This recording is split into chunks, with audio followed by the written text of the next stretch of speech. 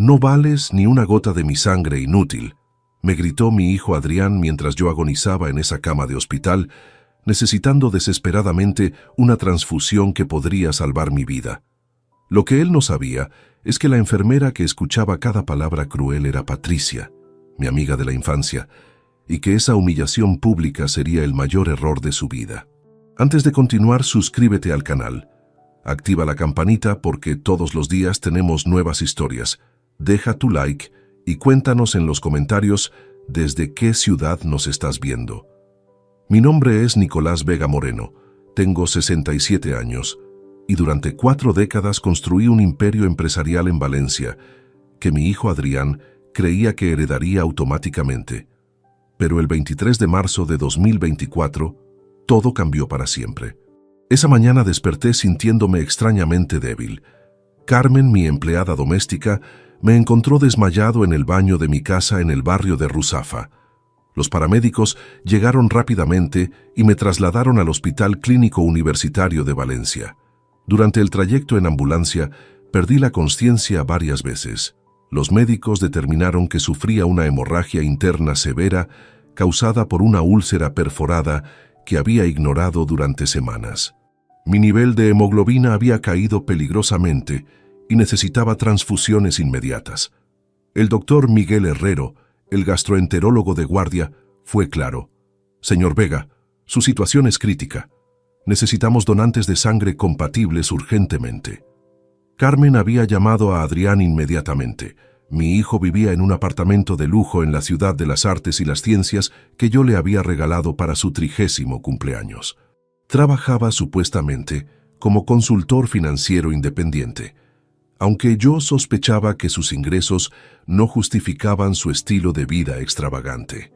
Pasaron 3 horas antes de que Adrián apareciera en el hospital. Llegó vestido con un traje de marca, hablando por teléfono sobre algún negocio que sonaba más importante que la vida de su padre. Su esposa Verónica no vino. Según él, estaba ocupada con compromisos sociales en el club náutico. «Papá, ¿qué has hecho ahora?», fueron sus primeras palabras cuando entró a la habitación de urgencias. Ni siquiera preguntó cómo me sentía o qué había ocurrido. Su tono era de fastidio, como si mi emergencia médica fuera una inconveniencia personal. El doctor Herrero le explicó la situación. «Su padre necesita transfusiones inmediatas. Usted, como familiar directo, sería el donante ideal si es compatible». Los análisis de sangre mostraron que Adrián tenía el tipo O negativo, exactamente lo que yo necesitaba.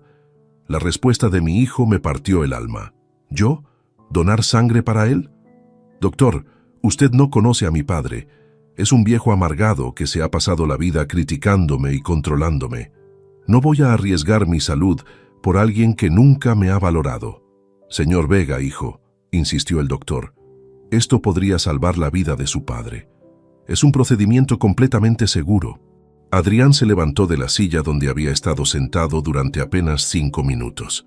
«Mire, doctor, mi padre ha vivido 67 años. Ha tenido su oportunidad. Yo tengo 42 y una familia que mantener.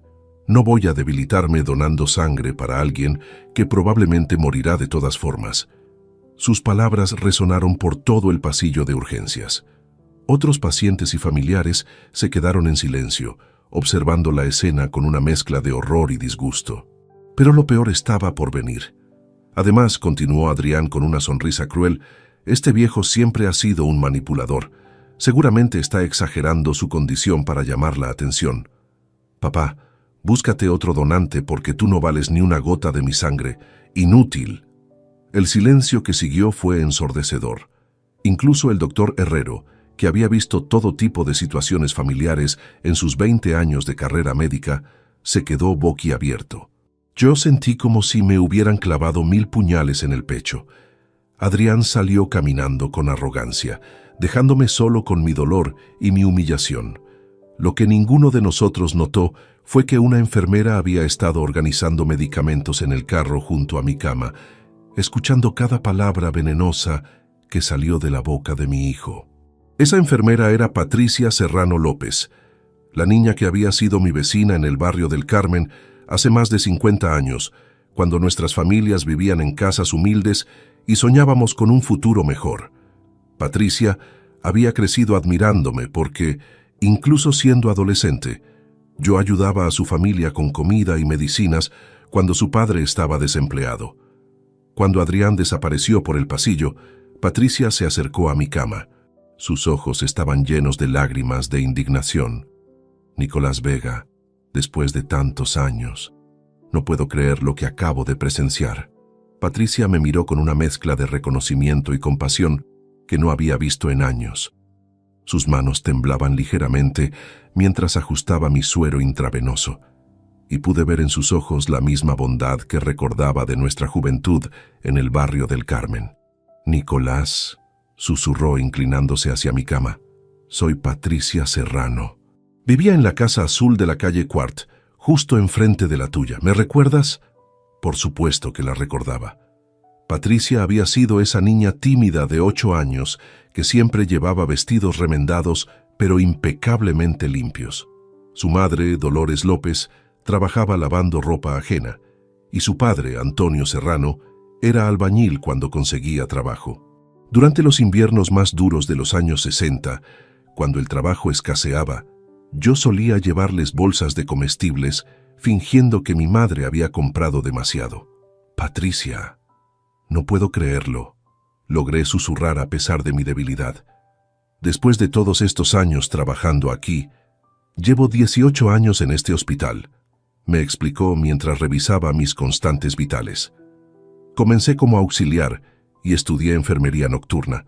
Siempre he trabajado en el turno de urgencias porque me gusta ayudar a las personas en sus momentos más vulnerables.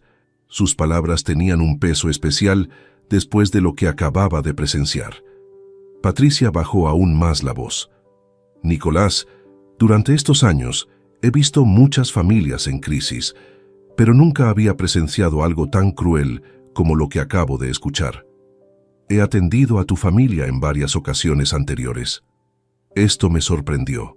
¿En ocasiones anteriores? Hace 3 años, cuando trajeron a Verónica por una intoxicación alimentaria, Adrián pasó toda la noche hablando por teléfono con sus amigos, quejándose de que tu dinero no le alcanzaba para mantener su estilo de vida. El año pasado, cuando tu nieto Marcos se fracturó el brazo jugando fútbol, Adrián llegó 3 horas tarde porque estaba en una cena de negocios. Siempre has sido tú quien se encarga de los gastos médicos y quien muestra verdadero interés. Sus revelaciones me dejaron perplejo. Patricia había sido testigo silencioso de un patrón de comportamiento que yo había racionalizado durante años. Siempre justificaba las ausencias de Adrián diciéndome que era un hombre ocupado, un profesional exitoso que tenía responsabilidades importantes. Pero hay algo más que debes saber, continuó Patricia mientras fingía revisar mi expediente médico. Hace 6 meses, durante una emergencia nocturna, escuché a Adrián hablando con otro hombre sobre ti. Decía que estaba esperando que fallecieras pronto para poder vender tu empresa y tus propiedades. Mencionó específicamente la casa de Ruzafa y el edificio comercial de la Avenida del Puerto. El edificio comercial de la Avenida del Puerto era uno de mis secretos mejor guardados. Lo había comprado discretamente en 1995, cuando esa zona comenzaba a revalorizarse. Adrián no debería saber siquiera de su existencia, ya que todas las escrituras estaban bajo el nombre de una sociedad limitada que yo controlaba personalmente. ¿Estás segura de que mencionó esa propiedad específicamente?, le pregunté, tratando de mantener la calma. Completamente segura. También habló de unas inversiones en fondos de inversión y de una cuenta en el Banco de Valencia que supuestamente tú mantienes en secreto. Patricia hizo una pausa significativa.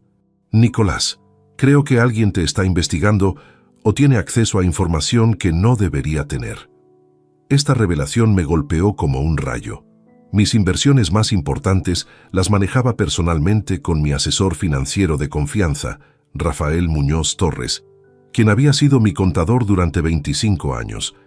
Solo él y yo conocíamos la verdadera extensión de mi patrimonio. Patricia notó mi preocupación y acercó su silla a mi cama. Hay algo más. Durante esa misma conversación, Adrián mencionó que ya había hablado con un tasador inmobiliario sobre el valor actual de tus propiedades. Decía que, según sus cálculos, podría obtener al menos 2 millones de euros si vendía todo rápidamente. 2 millones de euros. Esa cifra era risiblemente baja comparada con el valor real de mi patrimonio, que ascendía a más de 5 millones incluyendo propiedades, inversiones y la empresa. Adrián no tenía idea de que durante los últimos 10 años había diversificado mis activos estratégicamente, manteniendo algunas inversiones completamente fuera de su conocimiento. Patricia, le dije tomando su mano con la poca fuerza que me quedaba, necesito pedirte un favor enorme.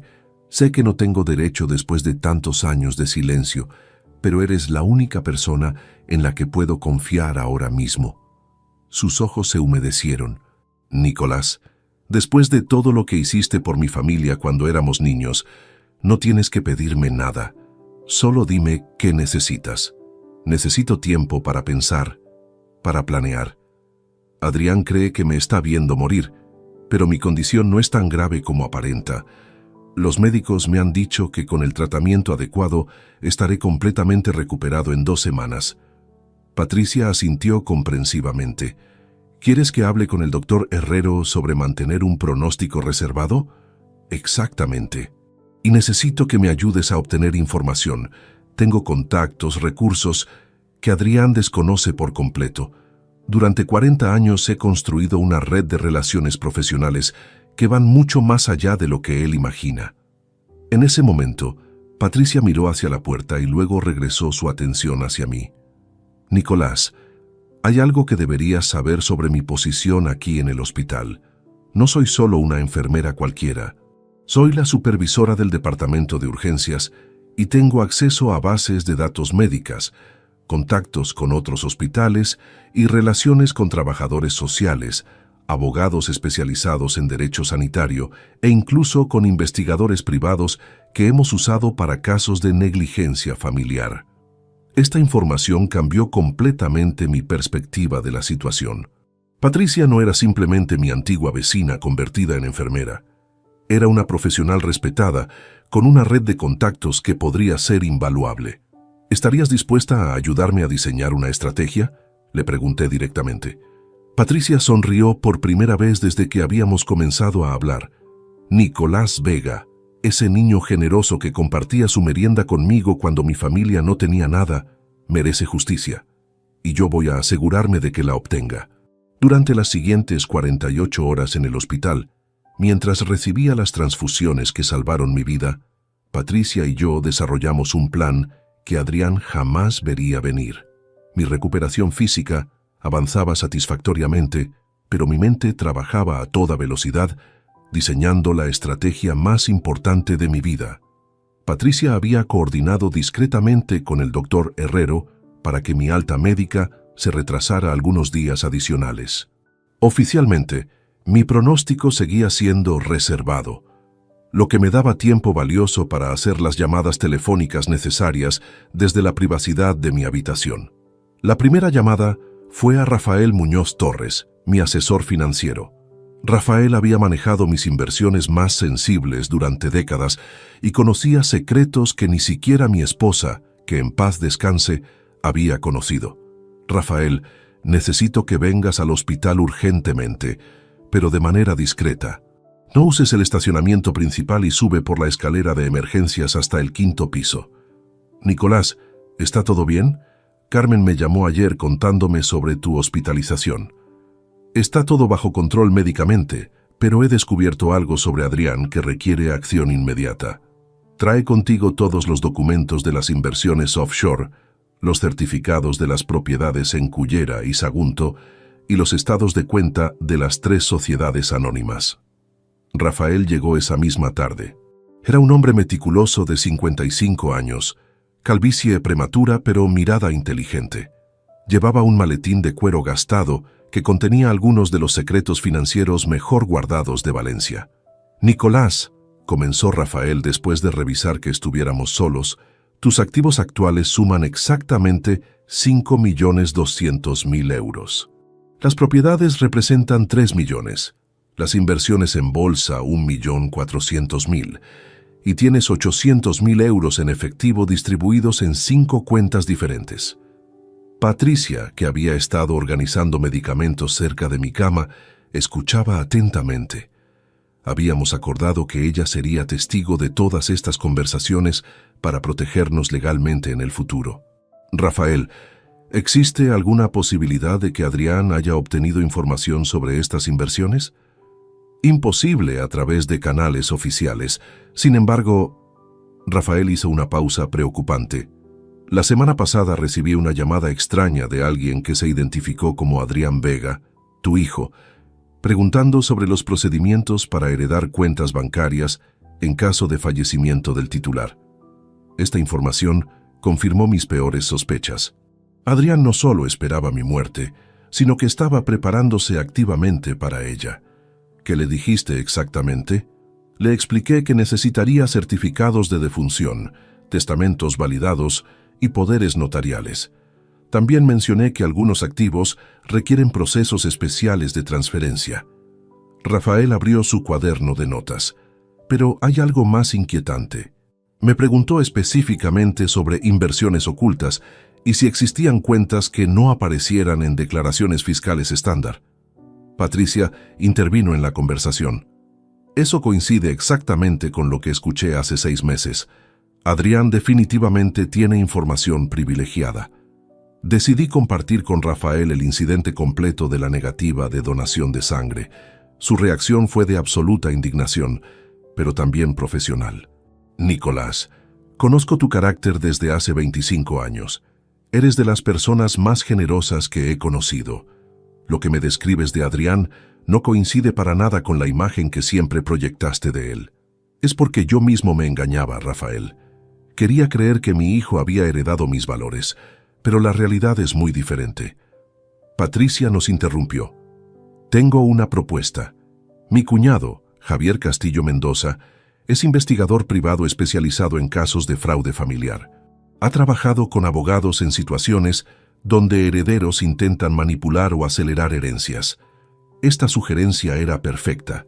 Necesitábamos información profesional sobre las actividades reales de Adrián. ¿Puede investigar discretamente las finanzas personales de mi hijo? Javier tiene acceso a bases de datos comerciales, registros de propiedades, historial crediticio y puede rastrear movimientos bancarios sospechosos. Todo completamente legal.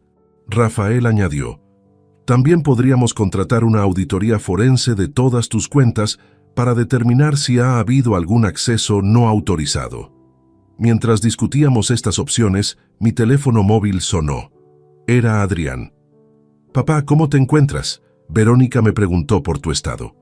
Su tono falso de preocupación me repugnó, pero mantuve la compostura.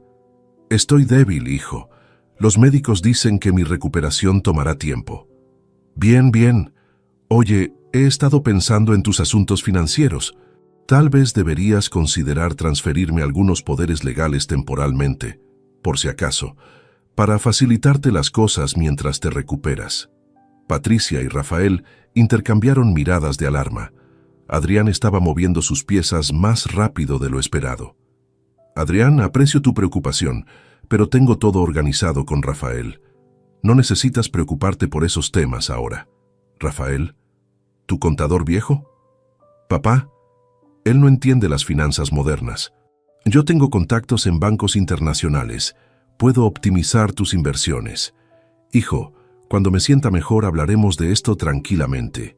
Después de colgar, Rafael estaba visiblemente molesto. Nicolás, ese muchacho está intentando manipularte para obtener control financiero. Es un patrón clásico de abuso económico familiar. Patricia añadió, y lo está haciendo precisamente cuando cree que estás más vulnerable. Es calculado y cruel. En ese momento, tomé la decisión más importante de esta situación. Patricia, contacta a tu cuñado inmediatamente. Rafael, quiero que transfieras discretamente todos los activos líquidos a cuentas que Adrián no pueda rastrear. Y quiero cambiar mi testamento completamente. ¿Estás seguro de esto, Nicolás?, preguntó Rafael. Completamente seguro. Mi hijo demostró en este hospital que no tiene respeto, compasión ni amor por mí. No merece ni un euro de lo que he construido durante toda una vida de trabajo honesto. Patricia sonrió con satisfacción. Entonces comencemos a diseñar la justicia que Adrián nunca esperará.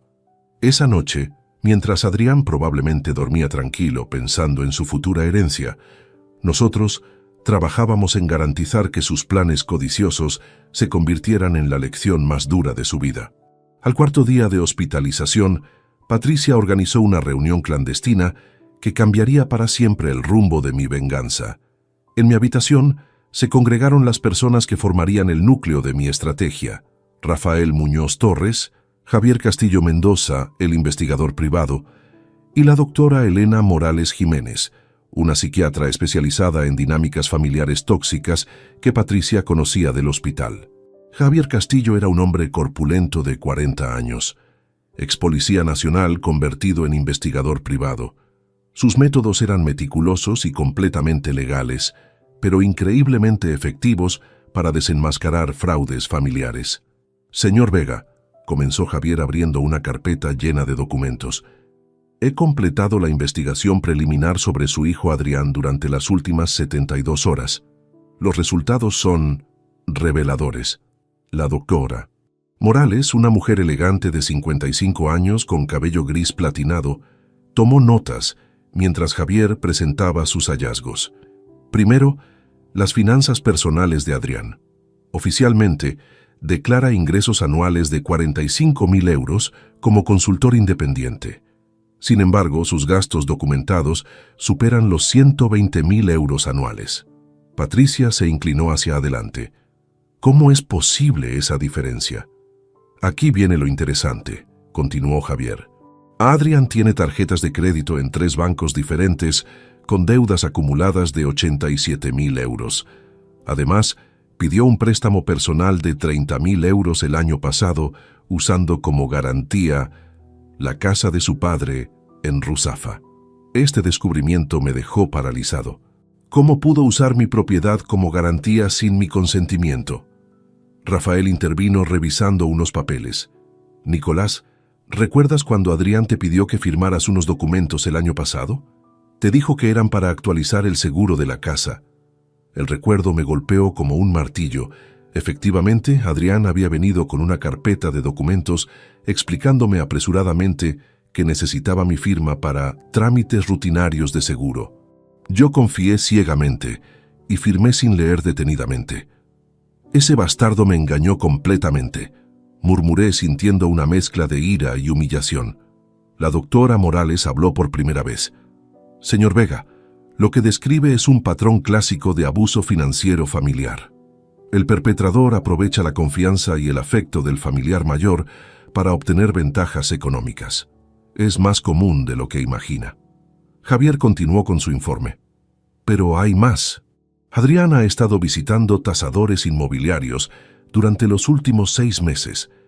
Tengo fotografías de él entrando a la oficina de tasaciones inmobiliarias del Mediterráneo en 3 ocasiones diferentes. Patricia añadió, eso confirma exactamente lo que escuché hace meses.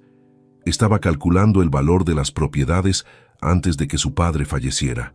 Esperen, dijo Javier sacando más documentos. Porque esto se pone peor. Adrián también contrató los servicios de un abogado especializado en herencias, el bufete González y Asociados. Según mis fuentes, solicitó información específica sobre procedimientos para acelerar procesos hereditarios en casos de personas mayores con problemas de salud. La habitación quedó en silencio absoluto. La frialdad calculadora de mi hijo superaba mis peores expectativas. La doctora Morales rompió el silencio. Señor Vega, desde una perspectiva psicológica, su hijo muestra signos claros de narcisismo patológico combinado con tendencias antisociales.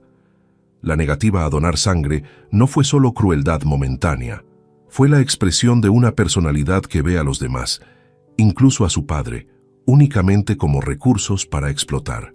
¿Qué recomienda que hagamos?, pregunté directamente. Documentar todo meticulosamente y crear un contraplan que exponga su verdadera naturaleza, pero de manera que él mismo se incrimine, respondió la doctora. Rafael propuso, Podríamos usar su propia codicia contra él. Si está tan desesperado por obtener control de tus finanzas, podríamos tentarlo con información falsa que lo lleve a cometer errores más graves. Javier sonrió maliciosamente. Tengo contactos en varios bancos. Podríamos crear la ilusión de que Nicolás está considerando grandes transferencias de dinero, lo que probablemente haría que Adrián intensificara sus intentos de manipulación. Patricia agregó, y yo puedo coordinar con otros departamentos del hospital para que Adrián reciba información médica específica que lo haga creer que su padre está más grave de lo que realmente está. Perfecto, dije sintiendo que recuperaba el control de la situación. Pero quiero que todo esto sea completamente legal y ético. No vamos a rebajarnos a su nivel. La doctora Morales asintió. La mejor venganza contra un narcisista es exponerlo públicamente y quitarle el control que cree tener. Cuando se dé cuenta de que todos sus planes han fracasado, experimentará lo que llamamos colapso narcisista. Javier cerró su carpeta. Tengo suficiente evidencia para demostrar fraude financiero. Con unos días más de investigación, podré presentar un caso sólido ante las autoridades. Espera, le dije deteniéndolo. No quiero que vaya a prisión todavía. Primero quiero que experimente la humillación pública que él me hizo pasar. Después vendrán las consecuencias legales. Patricia sonrió. ¿Qué tienes en mente, Nicolás? Vamos a organizar una reunión familiar donde Adrián crea que finalmente va a obtener lo que quiere. Invitaremos a Verónica, a Marcos e incluso a algunos amigos de la familia.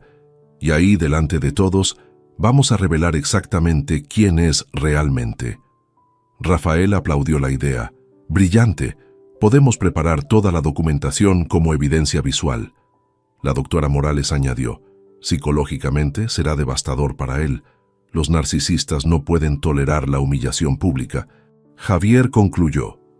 Y después de esa humillación, cuando esté emocionalmente destruido, entonces presentamos los cargos criminales. Esa noche, mientras finalizábamos los detalles de nuestro plan, me sentí más poderoso de lo que había estado en años.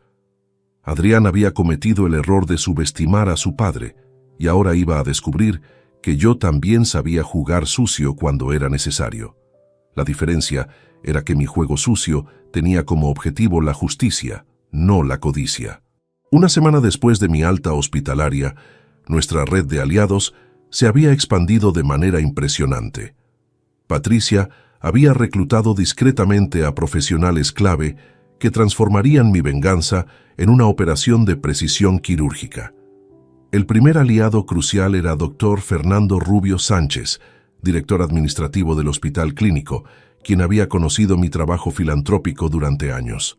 Cuando Patricia le contó sobre la humillación que sufrí, Fernando se ofreció inmediatamente a colaborar. Nicolás, me dijo Fernando durante una reunión en su despacho, durante mis 30 años dirigiendo este hospital, jamás había presenciado una crueldad familiar tan extrema. Patricia me mostró las grabaciones de seguridad del pasillo donde ocurrió el incidente. Las grabaciones de seguridad. No había considerado esa posibilidad. ¿Existe evidencia visual de lo que pasó? Audio y video de alta definición. Las cámaras del hospital capturaron cada palabra venenosa que salió de la boca de Adrián. Tenemos evidencia irrefutable de abuso psicológico hacia un paciente vulnerable. Patricia añadió. Fernando también me conectó con Maribel Torres Delgado, trabajadora social especializada en casos de maltrato a personas mayores. Ella puede certificar oficialmente que lo que te hizo Adrián constituye abuso familiar. Maribel era una mujer enérgica de 45 años que había dedicado su carrera a proteger ancianos vulnerables. Su experiencia sería invaluable para nuestros propósitos legales. Señor Vega, me explicó Maribel durante nuestra primera reunión, el comportamiento de su hijo cumple todos los criterios legales para abuso emocional y negligencia familiar. Puedo preparar un informe oficial que servirá como evidencia en procedimientos civiles y criminales. Pero nuestro grupo no se limitaba a profesionales médicos. Rafael había contactado discretamente con antiguos socios empresariales míos que conocían tanto a mí como a Adrián, y sus revelaciones fueron devastadoras. Santiago Herrera Vázquez, mi ex socio en la empresa constructora que vendimos en 2015, vino a visitarme con información explosiva. Nicolás, me alegra verte recuperado. Patricia me contó lo sucedido y no puedo creerlo. Santiago era un hombre honesto, que siempre había respetado los valores familiares. Pero debo contarte algo inquietante sobre Adrián que descubrí el mes pasado. ¿De qué se trata, Santiago? Adrián se acercó a mí preguntando sobre compradores potenciales para terrenos industriales en la zona del puerto. Específicamente, mencionó 2 parcelas que, según él, tú estabas considerando vender urgentemente por problemas de liquidez. Esto era imposible. Yo no poseía terrenos industriales en esa zona y definitivamente no tenía problemas de liquidez. Santiago, yo no tengo propiedades en esa área ni necesidad de vender nada. Exactamente lo que pensé, pero Adrián insistió en que tú le habías dado autorización para explorar opciones de venta. Incluso me mostró unos documentos que supuestamente llevaban tu firma. Rafael intervino. ¿Conservas copias de esos documentos? Los fotografié discretamente porque algo no me parecía correcto. Las firmas no coincidían exactamente con la caligrafía de Nicolás que conozco de nuestros contratos anteriores. Patricia se comunicó inmediatamente con Javier para analizar esas fotografías. El investigador confirmó nuestras sospechas. Las firmas eran falsificaciones profesionales, pero detectables bajo análisis experto. Adrián no solo está planeando robar tu herencia, concluyó Javier, está cometiendo fraude activo usando documentos falsificados. Esto eleva significativamente la gravedad de los cargos potenciales. Mientras compilábamos evidencias, recibí una llamada inesperada de Luis Navarro Moreno, presidente del Club Náutico de Valencia, donde Adrián y Verónica eran miembros. Nicolás, espero que te encuentres mejor. Me enteré de tu hospitalización por algunos miembros del club. Gracias, Luis. Me estoy recuperando bien. Mira, te llamo porque Adrián ha estado comportándose de manera extraña últimamente. La semana pasada organizó una cena donde habló extensamente sobre cambios importantes que vendrían pronto para él. Mencionó específicamente que pronto tendría recursos significativos para expandir sus negocios. ¿Dijo algo más específico? Habló de planes para comprar un yate de lujo y una casa en la Costa Brava. Cuando alguien le preguntó de dónde vendrían esos recursos, sonrió misteriosamente y dijo que ciertos obstáculos familiares estaban a punto de resolverse. La frialdad de esas palabras me heló la sangre. Adrián estaba celebrando prematuramente mi supuesta muerte inminente. Luis continuó.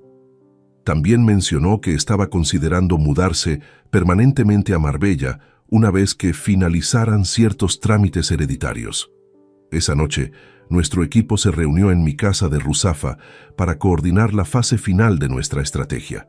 Patricia había traído café y pasteles, creando un ambiente cálido que contrastaba con la seriedad de nuestros planes.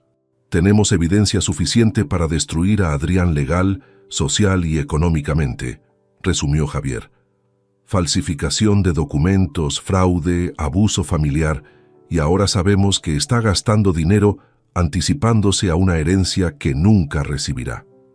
La doctora Morales añadió, psicológicamente está en el punto perfecto de vulnerabilidad. Su arrogancia ha alcanzado niveles peligrosos, lo que significa que será más fácil provocar su colapso emocional. Rafael presentó los documentos finales. He transferido todos tus activos principales a cuentas protegidas. Adrián no podrá acceder a ni un euro, incluso si algo te pasara realmente. Patricia sonrió. Y tengo una sorpresa especial. He organizado que la reunión familiar se celebre en el salón de eventos del hospital. Oficialmente será una celebración de tu recuperación, pero realmente será el escenario donde Adrián enfrentará la verdad. ¿Por qué en el hospital? Porque ahí ocurrió la humillación original. Será poéticamente apropiado que ahí mismo reciba su castigo. Además, tendremos acceso a todas las grabaciones de seguridad y podremos proyectarlas durante la reunión. Esa noche, mientras finalizábamos cada detalle de nuestro plan, me sentí completamente preparado para enfrentar a mi hijo. Adrián había subestimado no solo a su padre, sino a toda una red de personas decentes que valoraban la justicia por encima de la codicia. La trampa estaba lista, y él caminaría directamente hacia ella. 2 semanas después de mi alta hospitalaria, ejecutamos la fase más delicada de nuestro plan, hacer que Adrián creyera que estaba ganando. Patricia coordinó una campaña de desinformación médica que alimentaría directamente la codicia de mi hijo. El doctor Herrero, completamente informado de nuestra estrategia, llamó personalmente a Adrián con noticias aparentemente alarmantes sobre mi condición. «Señor Vega, soy el doctor Herrero del Hospital Clínico.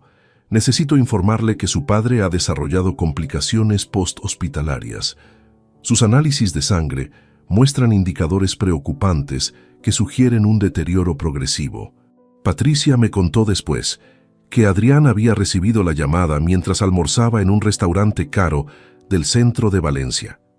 Según testigos, su expresión cambió inmediatamente a una mezcla de falsa preocupación y satisfacción mal disimulada.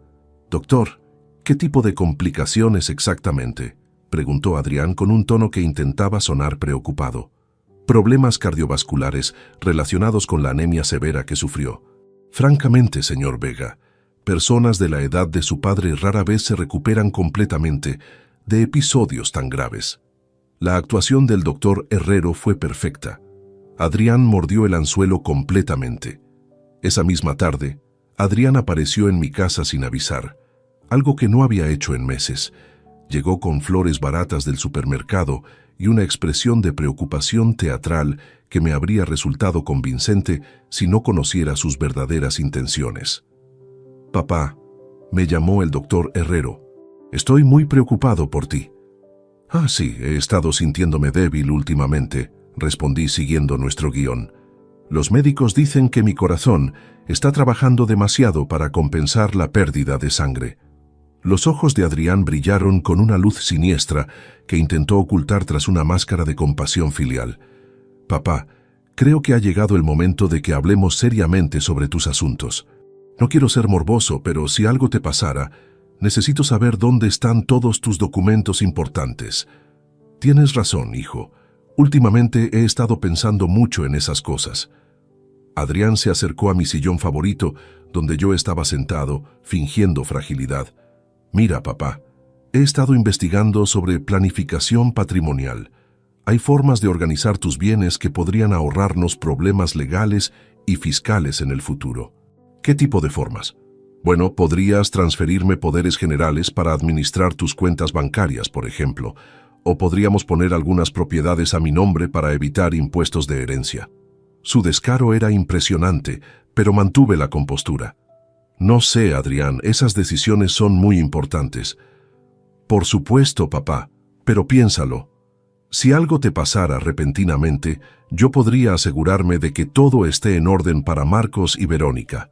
Sería la mejor manera de proteger a la familia». La manipulación era tan evidente que tuve que contenerme para no exponerlo inmediatamente. Mientras Adrián desarrollaba su discurso manipulador, Patricia ejecutaba otra fase de nuestro plan en el hospital. Había coordinado con el personal de administración para crear documentos falsos que mostrarían una versión ficticia de mis finanzas, deliberadamente inflada para intensificar la codicia de Adrián. Según estos documentos plantados, mi patrimonio ascendía a 8 millones de euros en lugar de los 5 reales. La trampa incluía propiedades imaginarias en Ibiza y Madrid, además de inversiones ficticias en empresas tecnológicas. El objetivo era que Adrián descubriera accidentalmente esta información y acelerara sus intentos de manipulación. 3 días después, el plan funcionó a la perfección. Javier me informó que Adrián había contratado los servicios de un detective privado diferente para investigar mis finanzas reales. «Es increíble, Nicolás», me dijo Javier riéndose. «Tu hijo pagó 3.000 euros a un investigador competidor para que confirmara información que nosotros plantamos estratégicamente. Ahora está completamente convencido de que eres mucho más rico de lo que realmente eres». La codicia había nublado completamente el juicio de Adrián.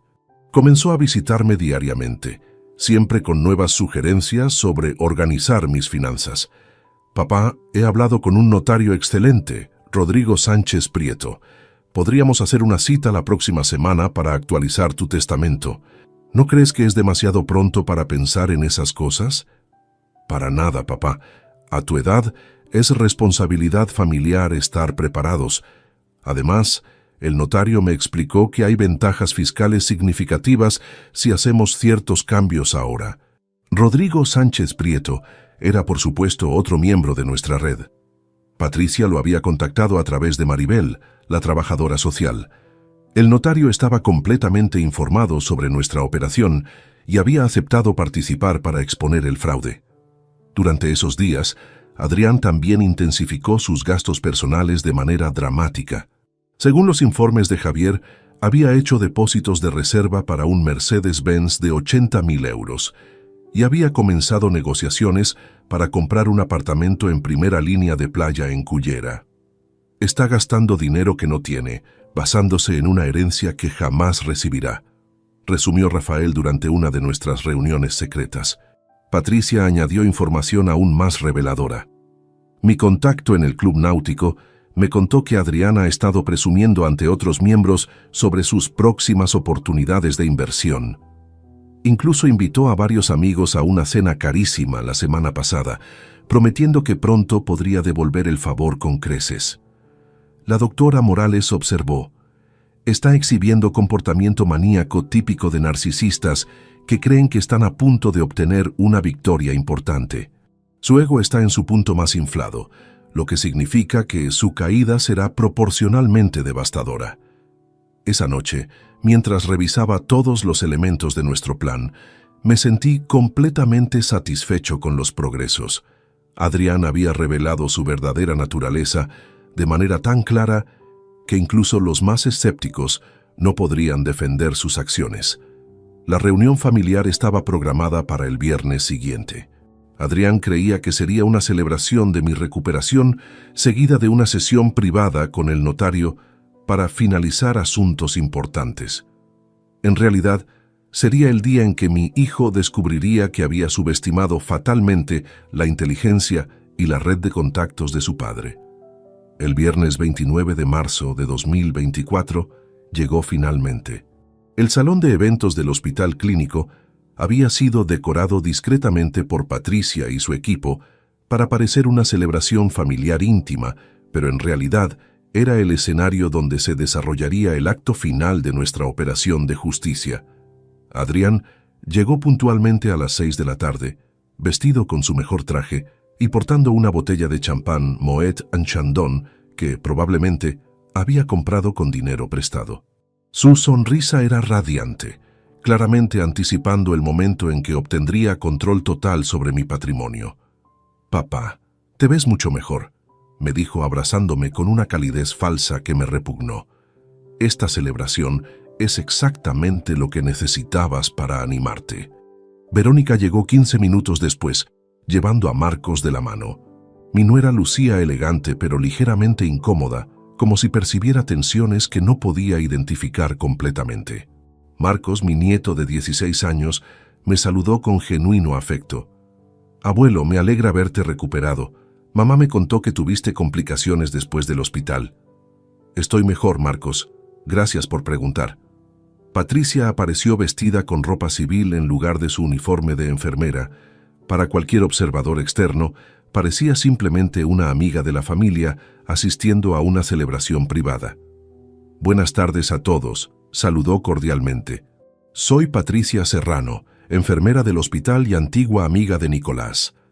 Adrián la saludó distraídamente, claramente más interesado en el momento en que podríamos discutir asuntos importantes en privado. A las 6:30 llegaron los invitados especiales: Santiago Herrera, Luis Navarro del Club Náutico y, sorpresivamente, Carmen Ruiz Delgado, mi antigua secretaria ejecutiva que había trabajado conmigo durante 20 años antes de jubilarse. «Carmen, qué sorpresa verte aquí», dijo Adrián con ligera tensión en su voz. «Patricia me invitó», respondió Carmen con una sonrisa enigmática. «Después de tantos años trabajando con tu padre, quería asegurarme de que se recuperara completamente». Durante la primera hora, Mantuvimos conversaciones ligeras sobre mi recuperación, anécdotas del hospital y recuerdos familiares. Adrián parecía impaciente, revisando constantemente su reloj y lanzando miradas significativas hacia la puerta donde supuestamente aparecería el notario. A las 7:30, Patricia se dirigió al centro del salón y pidió atención general. Amigos, familia, colegas, comenzó con voz clara y firme. Nos hemos reunido oficialmente para celebrar la recuperación de Nicolás, pero hay algo más importante que necesita ser discutido esta noche. El ambiente cambió instantáneamente. Adrián frunció el ceño, sintiendo que algo no estaba desarrollándose según sus expectativas. Patricia continuó. Hace exactamente 3 semanas, en este mismo hospital, fui testigo de uno de los actos más crueles que he presenciado en mis 18 años de carrera médica. Activó un proyector que había estado oculto detrás de unas cortinas. En la pantalla apareció una imagen fija de las cámaras de seguridad del hospital. Adrián de pie junto a mi cama, con una expresión de desprecio evidente en su rostro. «¿Qué está pasando aquí?», preguntó Adrián con voz temblorosa, comenzando a comprender que algo había salido terriblemente mal. «Lo que está pasando», respondí levantándome de mi silla, con una energía que lo sorprendió completamente. «Es que vas a escuchar exactamente las mismas palabras que me dijiste cuando pensaste que me estaba muriendo». Patricia activó el audio de las grabaciones de seguridad. La voz de Adrián llenó el salón con una claridad cristalina. «Este viejo siempre ha sido un manipulador. Seguramente está exagerando su condición para llamar la atención. Tú no vales ni una gota de mi sangre. Inútil». El silencio que siguió fue devastador. Verónica se llevó las manos a la boca con horror. Marcos miraba a su padre con disgusto evidente, y los demás invitados observaban a Adrián con expresiones de repulsión total. «Papá, eso no es... Las circunstancias eran diferentes», balbuceó Adrián, su confianza evaporándose rápidamente. «¿Diferentes cómo?», pregunté acercándome a él. «¿Cuándo es apropiado negarle ayuda médica a tu padre moribundo y humillarlo públicamente?». Carmen intervino sacando una carpeta gruesa. «Adrián, también hay otras cosas que discutir. Por ejemplo, estos documentos falsificados que usaste para intentar estafar a Santiago con terrenos inexistentes». Santiago asintió gravemente. «Las firmas falsificadas están aquí, junto con las fotografías que tomé como evidencia». Luis Navarro añadió. «Y están tus comentarios en el Club Náutico sobre obstáculos familiares que pronto se resolverían. Todos interpretamos correctamente que te referías a la muerte de tu padre». Adrián miró desesperadamente a su alrededor, buscando algún aliado o escape. Su rostro había perdido todo el color y comenzaba a sudar profusamente. «Esto es una conspiración», gritó finalmente. «Ustedes han planeado esto para humillarme». «Tienes razón», respondí con calma. «Hemos planeado esto meticulosamente. Porque cuando humillas públicamente a tu padre en su lecho de enfermo, cuando falsificas documentos para cometer fraude, cuando celebras anticipadamente su muerte, mereces ser expuesto públicamente por lo que realmente eres». Patricia mostró más documentos. «También están tus deudas ocultas, el préstamo fraudulento usando la casa de tu padre como garantía sin su conocimiento, y las investigaciones que contrataste para calcular el valor de su herencia». Marcos se acercó a mí. «Abuelo, ¿todo esto es verdad?». «Cada palabra, Marcos. Tu padre no solo me abandonó cuando más lo necesitaba, sino que ha estado planeando activamente beneficiarse de mi muerte». Verónica finalmente habló con lágrimas en los ojos. «Adrián, ¿cómo pudiste hacer algo así? ¿Cómo pudiste negarle sangre a tu propio padre?». Adrián intentó un último ataque desesperado. «Él siempre me ha controlado, nunca me ha respetado como adulto independiente». «Entonces», dije con voz firme, «te voy a dar exactamente la independencia que tanto deseas». En ese momento clave, Patricia hizo una señal discreta hacia la entrada del salón. El verdadero notario, Rodrigo Sánchez Prieto, apareció acompañado de 2 testigos oficiales, y Rafael, mi asesor financiero, llevando una carpeta de documentos legales que cambiarían definitivamente el destino de Adrián. «Buenas noches a todos», saludó el notario con profesionalidad impecable. «Soy Rodrigo Sánchez Prieto, notario del Colegio de Valencia. He venido a formalizar ciertos documentos legales que el señor Nicolás Vega ha solicitado. Adrián miró confundido entre el notario y yo, aún intentando procesar la magnitud de la trampa en la que había caído. «Adrián», dije dirigiéndome directamente a él, «querías independencia total de mi supuesto control. Te voy a conceder exactamente eso». El notario abrió su carpeta y comenzó a leer en voz alta. Testamento revisado de Nicolás Vega Moreno, fechado el día de hoy, 29 de marzo de 2024. Por la presente, revoco completamente todas las disposiciones testamentarias anteriores. El rostro de Adrián se descompuso mientras las palabras del notario resonaban en el salón. Declaro que mi hijo Adrián Vega Rubio queda excluido totalmente de cualquier herencia, legado o beneficio patrimonial derivado de mis bienes. Esta exclusión se fundamenta en actos de crueldad extrema, abandono filial, falsificación de documentos y comportamiento fraudulento debidamente documentado. Verónica gritó ahogadamente, llevándose las manos al pecho. Marcos miraba a su padre con una mezcla de horror y decepción absoluta. El notario continuó. La totalidad del patrimonio del testador, valorado en 5.200.000 euros, se distribuirá de la siguiente manera. 2 millones de euros se destinan a la creación de la Fundación Patricia Serrano para asistencia a personas mayores maltratadas. Patricia se emocionó visiblemente al escuchar que la fundación llevaría su nombre. 1.500.000 euros se reservan en fideicomiso para Marcos Vega Castillo, mi nieto, disponibles cuando cumpla 25 años, condicionado a que mantenga un comportamiento ético y complete su educación universitaria. Marcos se acercó a mí con lágrimas en los ojos.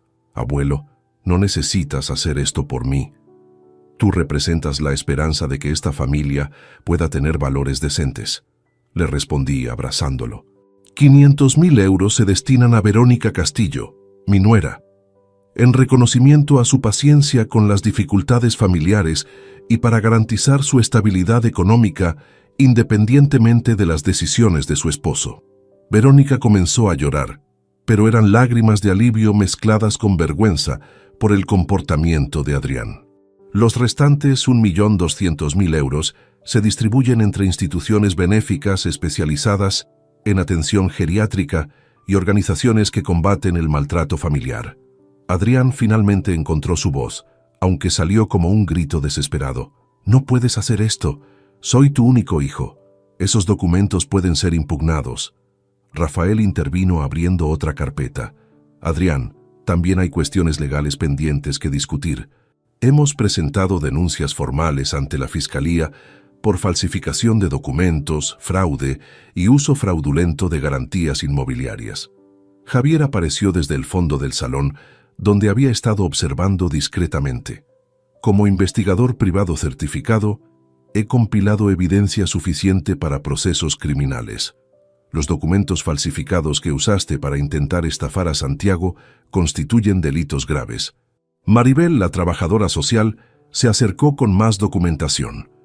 «También he certificado oficialmente que tu comportamiento hacia tu padre constituye maltrato a persona mayor, que es punible tanto civil como criminalmente». Adrián miró desesperadamente a Verónica buscando apoyo, pero ella se había alejado de él, protegiendo a Marcos con sus brazos. «Verónica, tienes que entender que ellos me han tendido una trampa», imploró Adrián. «La única trampa aquí», respondió Verónica con voz firme, «fue tu propia codicia y crueldad. He vivido 16 años casada contigo sin conocer realmente quién eres». Carmen añadió información devastadora.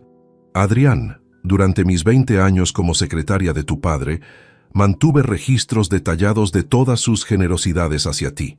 Apartamento de lujo, vehículos, vacaciones, educación privada, capital inicial para tus supuestos negocios. El total supera los 700.000 euros en regalos que nunca agradeciste». Santiago presentó los documentos falsificados. «Y estos intentos de estafa, usando el nombre de tu padre, demuestran que no solo eres desagradecido, sino criminalmente deshonesto». Luis del Club Náutico añadió: Tus comentarios sobre obstáculos familiares que pronto se resolverían fueron escuchados por al menos 12 miembros del club. Todos interpretamos que deseabas la muerte de tu padre. El doctor Fernando Rubio apareció también. Como director del hospital, debo informarte que tu comportamiento hacia un paciente vulnerable ha sido reportado a las autoridades competentes. El maltrato a personas mayores es un delito grave en España. Adrián colapsó en una silla completamente derrotado.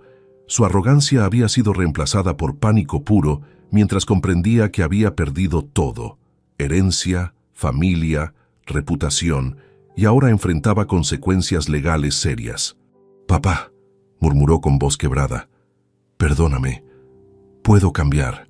«Adrián», le respondí con calma fría, «tuviste 42 años para demostrar decencia básica.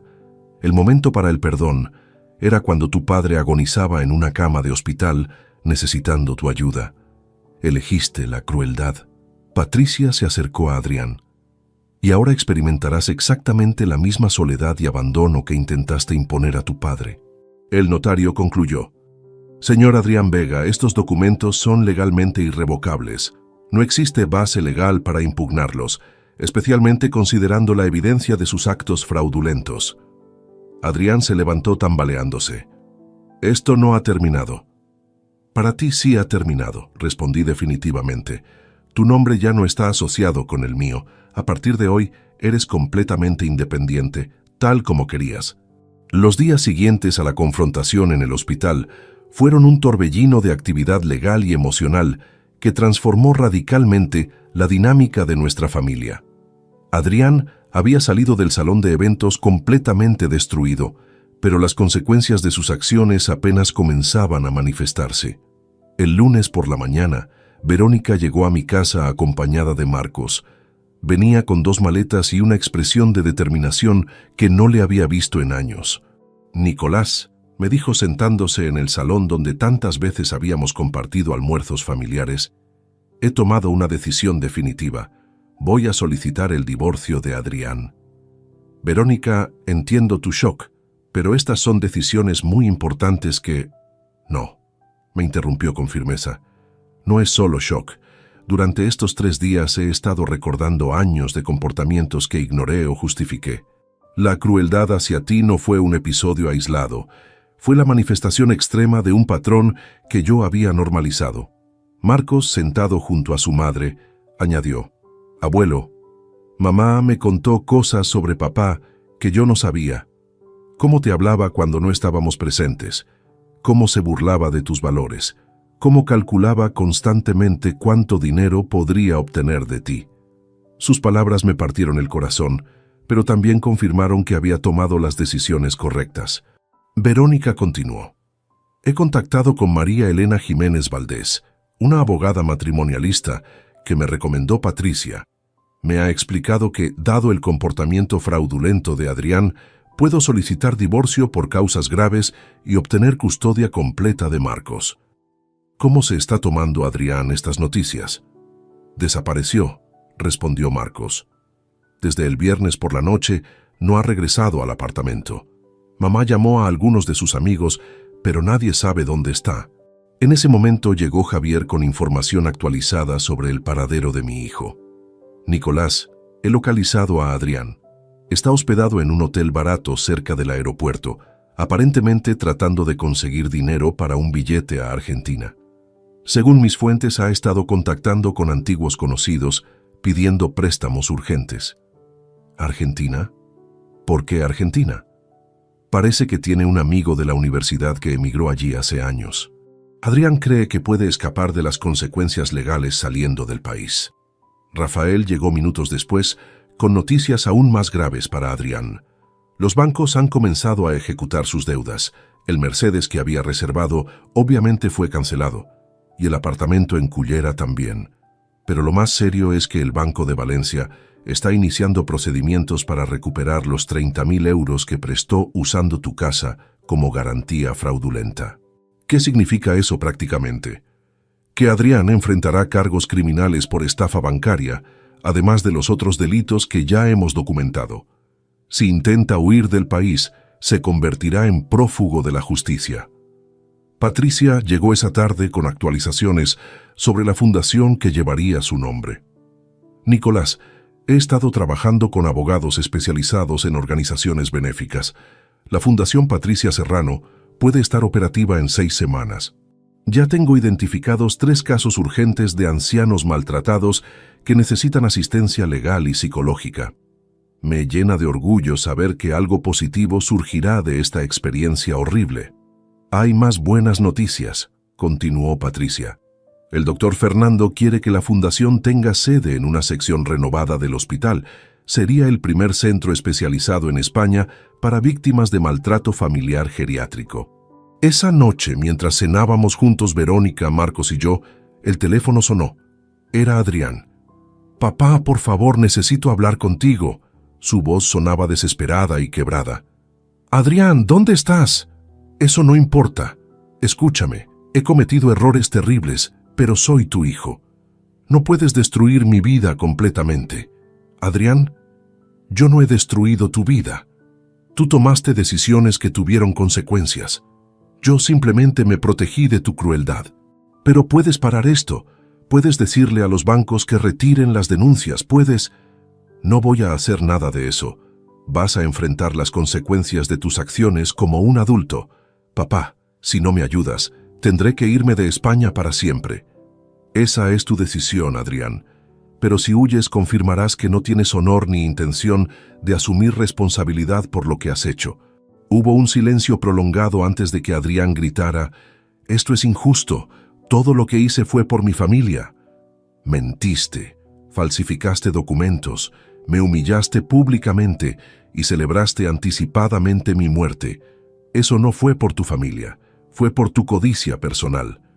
Colgué el teléfono sintiéndome extrañamente en paz.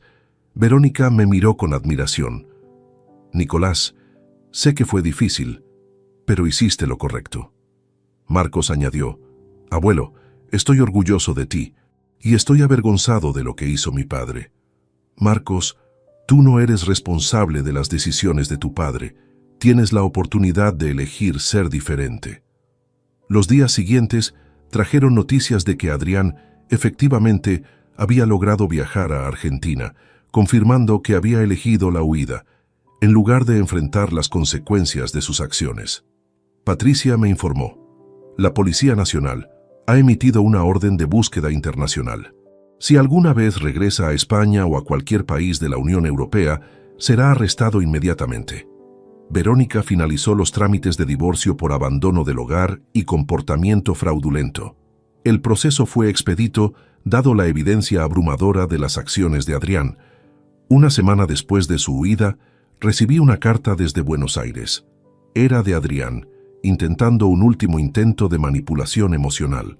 La carta estaba llena de autocompasión y acusaciones de que yo había sido injusto con él. La leí una vez y la quemé en la chimenea de mi casa. Esa fue la última comunicación que tuve con mi hijo. Esa noche, mientras contemplaba las llamas que consumían las palabras finales de Adrián, me sentí completamente liberado del peso de 42 años de expectativas no correspondidas y amor no apreciado. 6 meses después de la huida de Adrián a Argentina, mi vida había experimentado una transformación que jamás habría imaginado. La Fundación Patricia Serrano había abierto oficialmente sus puertas el 15 de septiembre de 2024, y yo me había convertido en su presidente honorario, dedicando mis días a ayudar a otros ancianos que sufrían maltrato familiar. La sede de la fundación ocupaba todo el ala renovada del 3er piso del hospital clínico.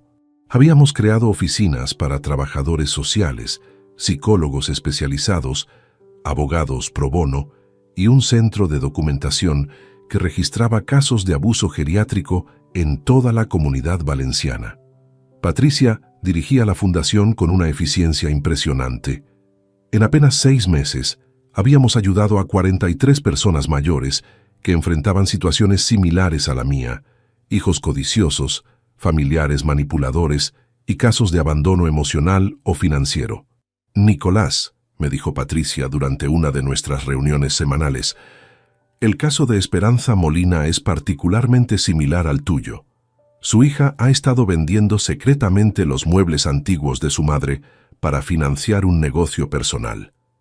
Esperanza era una mujer de 74 años, viuda, que vivía sola en un apartamento lleno de antigüedades valiosas que había coleccionado durante décadas. Su hija, Amparo, había estado retirando piezas gradualmente, diciéndole a su madre que las llevaba a restaurar. ¿Cómo descubrió lo que estaba pasando?, pregunté. Un vecino la alertó cuando vio a Amparo cargando un armario del siglo XVIII en una furgoneta. Esperanza investigó y descubrió que había perdido más de 50.000 euros en antigüedades durante el último año. Casos como este me recordaban constantemente que mi experiencia con Adrián no había sido única. La codicia familiar era más común de lo que la sociedad quería admitir. Verónica se había convertido en una parte integral de nuestro círculo familiar renovado. Vivía en un apartamento nuevo que había comprado con parte del dinero que le asigné y trabajaba medio tiempo como traductora mientras completaba un máster en trabajo social. Nicolás me dijo durante uno de nuestros almuerzos dominicales: he estado pensando en especializarme en terapia familiar. Mi experiencia con Adrián me ha dado perspectivas que podrían ayudar a otras familias antes de que lleguen a situaciones extremas. Marcos había florecido académicamente después de la salida de su padre de nuestras vidas. Sus calificaciones habían mejorado dramáticamente y había comenzado a participar en actividades de voluntariado en la fundación. «Abuelo», me dijo mientras organizábamos archivos una tarde, «mis compañeros de clase no entienden por qué estoy tan tranquilo después del divorcio de mis padres. No saben que en realidad me siento liberado». «¿Liberado de qué, Marcos?» «De la tensión constante de vivir con alguien que siempre estaba angry o calculando algo. Papá nunca estaba realmente presente cuando estaba en casa. Siempre estaba pensando en dinero o en lo que podría obtener de ti». Sus palabras confirmaron que había tomado las decisiones correctas, no solo para mí, sino para toda la familia. Durante este periodo, también recibimos noticias ocasionales sobre Adrián a través de contactos que tenía Rafael en Argentina. La información no era alentadora. Nicolás, me informó Rafael durante una de sus visitas, según mis fuentes en Buenos Aires, Adrián está trabajando como vendedor de seguros de automóviles en una empresa pequeña. Vive en un apartamento compartido en las afueras de la ciudad y aparentemente ha tenido dificultades para adaptarse. ¿Ha intentado contactar con Verónica o Marcos? Una vez, hace 3 meses, llamó a Verónica pidiendo dinero para establecerse mejor en Argentina. Ella se negó y desde entonces no ha vuelto a llamar. La información me generaba sentimientos complicados. Por un lado, no sentía satisfacción por las dificultades de Adrián. Por otro lado, no sentía compasión suficiente como para intervenir en su favor. Carmen, mi antigua secretaria, se había convertido en visitante regular y ayudante voluntaria en la fundación. Su experiencia administrativa era invaluable para organizar nuestros sistemas de documentación. Nicolás, me comentó Carmen mientras revisábamos expedientes, he recibido 3 llamadas de periodistas locales interesados en escribir artículos sobre la fundación. Aparentemente, el concepto de una organización específica para maltrato geriátrico está atrayendo atención nacional. ¿Qué tipo de cobertura están buscando? Artículos sobre la prevalencia del abuso familiar hacia ancianos, y específicamente sobre cómo casos como el tuyo pueden convertirse en oportunidades para ayudar a otros.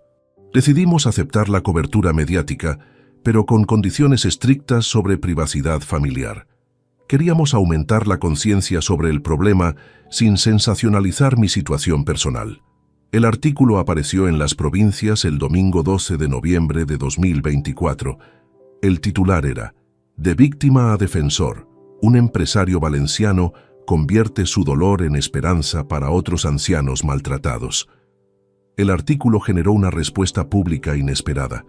Durante las 2 semanas siguientes, recibimos más de 200 llamadas de personas que buscaban ayuda para situaciones familiares similares. Patricia tuvo que contratar personal adicional para manejar la demanda, 2 trabajadores sociales más, una psicóloga especializada y una recepcionista de tiempo completo. Nicolás, me dijo Patricia con evidente emoción, esto está creciendo más rápido de lo que imaginamos. Estamos ayudando no solo a víctimas actuales, sino previniendo situaciones futuras a través de educación familiar. Durante este periodo de crecimiento, recibí una llamada inesperada que cambiaría nuevamente mi perspectiva sobre la situación con Adrián. Era Dolores Vega Silva, prima segunda de mi difunta esposa que vivía en Madrid y no había tenido contacto conmigo en años. Nicolás, he leído el artículo en el periódico. Necesito contarte algo importante sobre Adrián que tal vez desconoces. ¿Qué tipo de información, Dolores? Hace 5 años, cuando Adrián visitó Madrid, vino a verme pidiendo dinero prestado. Me contó que tenías demencia incipiente y que necesitaba fondos para tu cuidado médico privado. Esta revelación me dejó sin palabras. Adrián había estado mintiendo sobre mi salud mental durante años para obtener dinero de familiares lejanos. ¿Le prestaste dinero? 10.000 euros. Nunca me los devolvió y ahora entiendo por qué. 1 año completo había transcurrido desde aquella tarde fatídica en el hospital cuando Adrián me negó su sangre y me humilló públicamente. Era el 23 de marzo de 2025. Y mientras contemplaba mi nueva realidad desde la terraza de mi casa en Ruzafa, no podía evitar reflexionar sobre la transformación extraordinaria que había experimentado mi vida. La Fundación Patricia Serrano se había convertido en un modelo nacional. Habíamos expandido nuestras operaciones a Madrid, Barcelona y Sevilla, ayudando a más de 200 ancianos víctimas de maltrato familiar. El Ministerio de Sanidad había reconocido oficialmente nuestro trabajo, otorgándonos una subvención de 500.000 euros para ampliar nuestros programas de prevención. Patricia había sido nombrada directora nacional de la Fundación y su liderazgo había transformado la organización en algo que superaba mis expectativas más ambiciosas. Esa mañana había llegado con noticias especialmente significativas. Nicolás, me dijo mientras desayunábamos en mi jardín, hemos recibido una propuesta del gobierno argentino para establecer la primera sede internacional de la Fundación en Buenos Aires. Aparentemente, el problema del maltrato geriátrico familiar es aún más grave allá que aquí. ¿Buenos Aires? ¡Qué ironía del destino! He estado pensando que tal vez es la oportunidad perfecta para cerrar definitivamente el círculo de esta historia. Podríamos ayudar a víctimas argentinas mientras investigamos discretamente si Adrián necesita asistencia psicológica profesional. Su sugerencia me sorprendió. Durante el último año, había logrado establecer una paz mental que creía definitiva respecto a mi hijo. Patricia, ¿realmente crees que después de todo lo que pasó, debería preocuparme por el bienestar de Adrián? No por él específicamente, respondió pensativamente, sino por la integridad de tu propia sanación emocional. A veces, el perdón verdadero requiere asegurarse de que la persona que te lastimó no se esté autodestruyendo completamente. Marcos, que ahora tenía 17 años y había madurado considerablemente, me visitaba todos los domingos. Su perspectiva sobre la situación familiar había evolucionado de manera impresionante. «Abuelo», me dijo durante uno de nuestros paseos por el jardín del Turia, he estado investigando sobre narcisismo patológico para un trabajo de psicología en el instituto. Creo que papá sufre de una enfermedad mental real, no solo de falta de carácter. ¿Qué te hace pensar eso, Marcos? Sus patrones de comportamiento coinciden exactamente con los síntomas que describen los psicólogos. La incapacidad para sentir empatía genuina, la manipulación constante, la visión grandiosa de sí mismo combinada con una necesidad desesperada de validación externa. Sus palabras me hicieron reflexionar sobre aspectos de la personalidad de Adrián que había interpretado como malicia deliberada, cuando posiblemente eran manifestaciones de una condición psicológica tratable. Verónica, que había completado su máster en trabajo social y ahora colaboraba activamente con la Fundación, compartía perspectivas similares. Nicolás me comentó durante una de nuestras reuniones de trabajo, mi experiencia tratando casos de abuso familiar me ha enseñado que los perpetradores frecuentemente son víctimas de sus propias patologías mentales. Eso no justifica sus acciones, pero podría explicarlas. ¿Sugieres que Adrián necesita tratamiento profesional más que castigo? Sugiero que tal vez necesita ambos. Las consecuencias legales fueron apropiadas para proteger a las víctimas, pero el tratamiento psicológico podría ser necesario para prevenir que dañe a otras personas en el futuro. En abril de 2025, recibimos información actualizada sobre Adrián a través de Rafael, quien mantenía contactos comerciales en Argentina. Nicolás, me informó Rafael con expresión preocupada. Las noticias sobre Adrián no son buenas. Según mis fuentes, perdió su trabajo como vendedor de seguros hace 3 meses por comportamiento errático. Aparentemente, intentó estafar a varios clientes con pólizas falsas.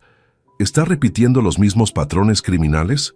Peor aún, está viviendo en una pensión barata en el barrio de San Telmo y, según testigos, muestra signos de deterioro mental y posible abuso de sustancias. Mi contacto dice que parece una persona completamente destruida. Esta información me generó sentimientos contradictorios que no había experimentado en meses. Por un lado, sentía que Adrián estaba cosechando las consecuencias de sus propias decisiones. Por otro lado, comenzaba a cuestionar si había contribuido inadvertidamente a su autodestrucción. Patricia, que había estado escuchando el informe de Rafael, propuso una solución característicamente práctica y compasiva. Nicolás, ¿qué te parecería si enviamos a un trabajador social de la nueva sede de Buenos Aires para evaluar la situación de Adrián? No como reconciliación familiar, sino como intervención humanitaria. ¿Con qué objetivo? Determinar si necesita hospitalización psiquiátrica, tratamiento por adicciones o simplemente asistencia básica para estabilizar su situación. Podríamos hacerlo anónimamente, a través de servicios sociales locales. Marcos apoyó entusiastamente la propuesta. Abuelo, creo que sería la demostración definitiva de que eres una persona mejor que él. Ayudar a alguien que te lastimó profundamente requiere un nivel de nobleza que pocas personas poseen. Después de varias semanas de reflexión, decidí aprobar la intervención humanitaria. No como acto de perdón o reconciliación, sino como expresión de los valores que habían guiado toda mi vida. La compasión prevalece sobre la venganza, incluso hacia quienes no la merecen. El informe de Buenos Aires llegó en junio. Adrián efectivamente sufría de depresión severa, trastorno de personalidad narcisista y había desarrollado dependencia al alcohol. El trabajador social recomendaba hospitalización psiquiátrica voluntaria seguida de tratamiento de rehabilitación integral. ¿Quieres que organicemos y financiemos su tratamiento?, me preguntó Patricia. Sí, pero con condiciones estrictas. Tratamiento completo, supervisión profesional continua y ningún contacto conmigo o con la familia hasta que los psiquiatras certifiquen su estabilidad mental. ¿Y si se niega al tratamiento? Entonces habremos hecho lo correcto ofreciéndoselo. Sus decisiones posteriores serán completamente su responsabilidad.